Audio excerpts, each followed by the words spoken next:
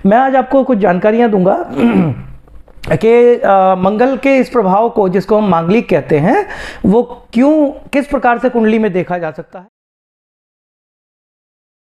दोस्तों नमस्कार, मैं विपुल डोभाल आज एक बार फिर आपके सामने आया हूं आप लोगों के साथ कुछ बातचीत करने और एक विशेष विषय पर हम कुछ जानकारी आपको देने का प्रयास करेंगे, जिसमें आपने बहुत सुना होगा ज्योतिष में मांगलिक दोष के बारे में। मांगलिक दोष सुनते ही बहुत सारे पेरेंट्स घबरा जाते हैं कि हमारा बच्चा मांगलिक है या बच्ची मांगलिक है, और खुद जिन लोगों को ज्योतिष के बारे में जानकारी है वो भी इस बात को मानते हैं कि इस दोष के प्रभाव जो हैं वो हमारे जीवन पर साक्षात देखे जा सकते हैं। मतलब प्रत्यक्षम किम प्रमाणम वाली जो कहावत है वो उस पर साक्षात बैठती है।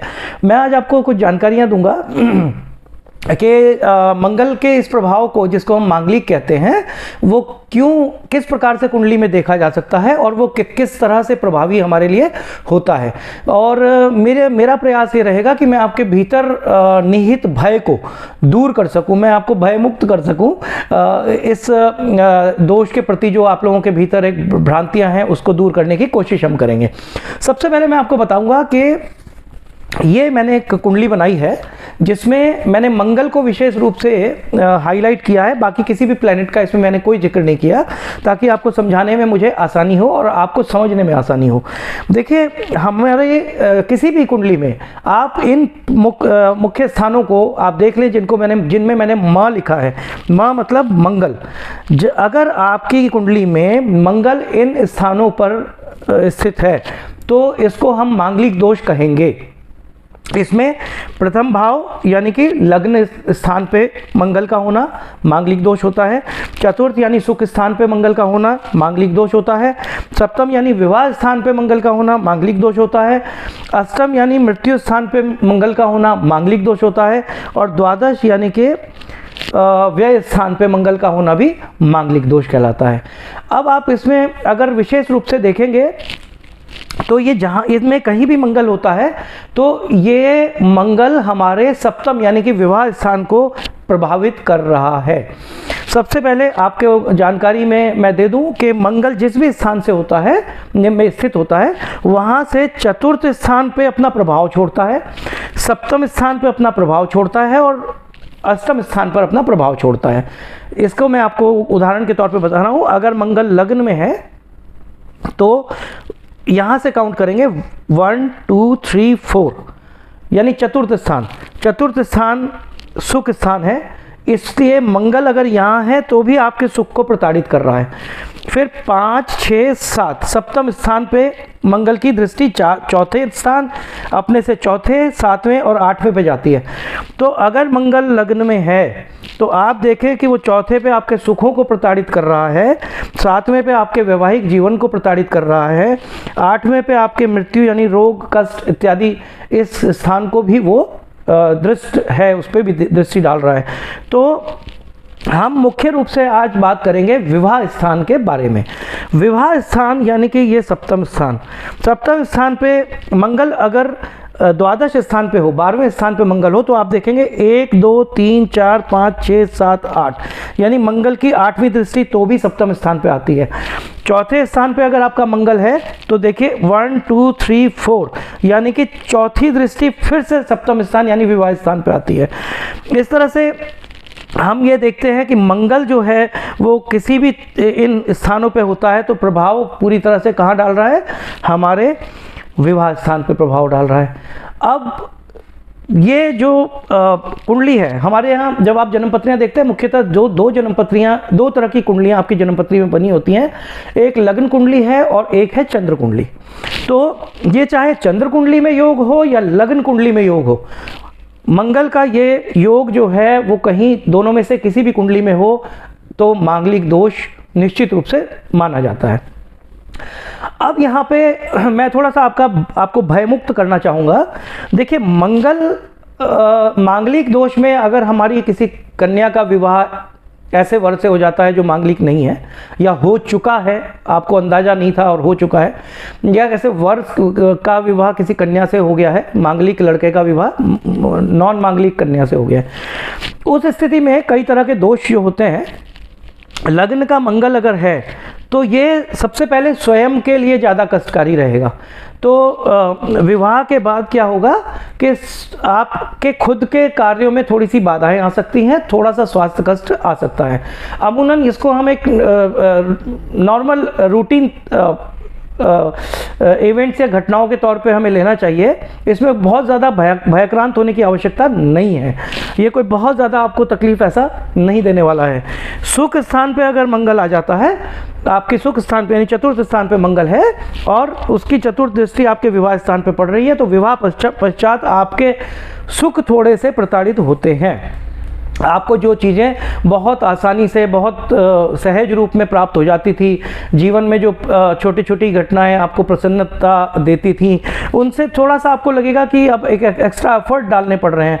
मुस्कुराहट लाने के लिए अपने चेहरे पे आपको कुछ जोर लगाना पड़ रहा है और जीवन में सुख जो आपको बहुत ही सहज रूप से प्राप्त होता था, उसमें थोड़ी सी कमी आ रही है। वो भी विवाह के पश्चात बहुत सारे लोगों के सुखों में कमी यूँ भी आ जाती है एनीवे, लेकिन फिर भी इसको भी हम बहुत ज़्यादा घबराने वाली बात नहीं है। इसको भी हम बहुत सामान्य और सहज रूप से इसको लेना चाहिए।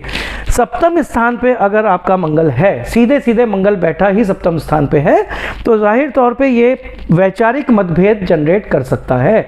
आपसी पति पत्नी के बीच में तारतम्य बनने में समय लग जाता है। वो समय 2 साल का भी हो सकता है और वो समय 20 साल का भी हो सकता है। वो डिपेंड करता है आपके मंगल के कितना बली है, कितना ताकतवर है, उस कितने अंश का है। अगर आपका मंगल 15 अंश के आसपास का कहीं है तो मान के चलें कि एक लंबा स्पान ऑफ लाइफ 20 साल 25 साल वैचारिक मतभेद के साथ बीतने वाले हैं। तो अगर वो बहुत कम अंशों का है तो बहुत कम समय आपका इस तरह से बीतने वाला है। अष्टम स्थान का जो मंगल होता है, जाहिर तौर पे अष्टम स्थान क्योंकि हम बहुत अच्छा नहीं, ये मारक स्थान है, यहाँ का मंगल जो है वो हो सकता है वैचारिक रूप से पति पत्नी बहुत प्रेम से रहते हों और बहुत अच्छा उनके बीच में तारतम्य भी हो, किंतु आकस्मिक मृत्यु जीवन साथी की वो ये मंगल ला सकता है। इसलिए इस मंगल को हम सबसे ज़्यादा तरजीह देते हैं। इसी को क्लिष्ट मांगलिक भी कहा जाता है। इस मंगल के होने से हमारे जीवन में वास्तव में बहुत सारी दुख तकलीफ बाधाएं और आकस्मिक जीवन साथी का चला जाना, उसका कोई बहुत बड़ा एक्सीडेंट होकर लंबे समय कोमा में चला जाना, उसका अक्सर बेड रिडन हो जाना, बीमार बहुत ज़्यादा रहना, बीमार ऐसे रहना कि आपका जो आर्थिक पक्ष है उसको भी वो कमज़ोर कर दे, इस तरह का अगर कोई चीज़ें जो हैं वो आपको अष्टम मंगल ला सकता है। द्वादश मांगलिक जो होता है, द्वादश मांगलिक क्योंकि व्यय स्थान का मंगल है, व्यय स्थान का मंगल जो है ये आपको आय के लिए पत्नी से दूर रख सकता है या पति से दूर रख सकता है। कार्मिक कारण होंगे, कुछ इस तरह के कारण होंगे, कार्य क्षेत्र के कारण होंगे, आपका जो वर्क नेचर ऑफ वर्क है वो इस तरह का होगा, जैसे मार्केटिंग में हैं, फौजी हैं या टूर बहुत ज़्यादा के एमआरस हैं या इस तरह के जो बहुत सारे लोग होते हैं, उनको क्या होता है पत्नी से वैचारिक मतभेद नहीं है, पूरी तरह से आपसी प्रेम है, किंतु कार्य के क्षेत्र के कारण आपका काम कुछ इस तरह का है कि अक्सर पत्नी से दूर रहना पड़ सकता है। तो अब आपने एक चीज़ नोटिस की होगी कि मंगल जो है बाकी जगहों पे बहुत ज़्यादा खराब नहीं है, ठीक, लेकिन फिर भी एक ऐसा स्थान आके बनता है जो कि अष्टम स्थान है।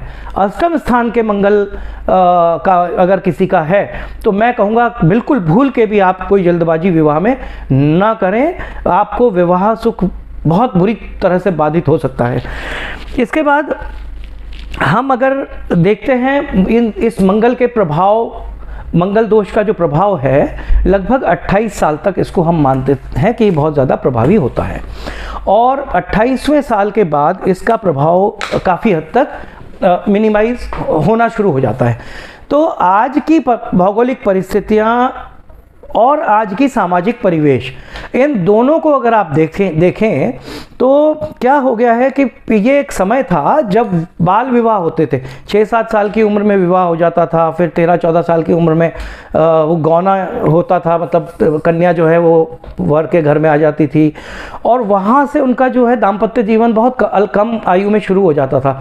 उस बहुत कम आयु का दाम्पत्य जीवन को 28वें वर्ष तक खींच पाना इन योगों में, चाहे वो मंगल किसी भी स्थान पे क्यों ना हो, बहुत मुश्किल होता था। तो अब आज के परिवेश में जब हम विवाह ही 30वें वर्ष में कर रहे हैं, विवाह 25, 26, 27, 28, 30, 35 तक में कर रहे हैं, यहाँ तक कि लड़कियाँ, कन्याएं भी अब पहले अपने करियर को पे फोकस करती हैं, अपने आप को इस्टेब्लिश करती हैं, उसके बाद वो फिर आगे विवाह के बारे में विचार करती हैं। तो मंगल दोष का आज के परिवेश में प्रभाव अपने आप मिनिमाइज हो गया है, क्योंकि आपको जब विवाह सुख से वंचित जब किसी ग्रह ने रखना था तो आपने उस बीच में विवाह किया ही नहीं, तो आप विवाह सुख से यूं ही वंचित हो गए, तो वहाँ वो कंपनसेट हो जाती हैं चीज़ें। तो बहुत ज़्यादा घबराने की आवश्यकता बिल्कुल नहीं है। इसके मैं कुछ सरल उपाय बताता हूँ। मांगलिक व्यक्ति को हमेशा एक मूंगा धारण किए रहना चाहिए। वो चांदी में भी कर सकते हैं, चंद्रमा की स्थिति को देखकर किसी ज्योतिष से इसका परामर्श ले सकते हैं। वो तांबे में भी कर सकते हैं और सोने में भी कर सकते हैं। मूंगा धारण करना मंगल के इस ऋणात्मक प्रभाव को कम करता है और सकारात्मक प्रभाव जो उसके हैं, ऊर्जावान रखेगा, आपको सेहत अच्छी रखेगा, चोट एक्सीडेंट से बचाव करेगा, उस सब में वो बहुत लाभकारी होता है।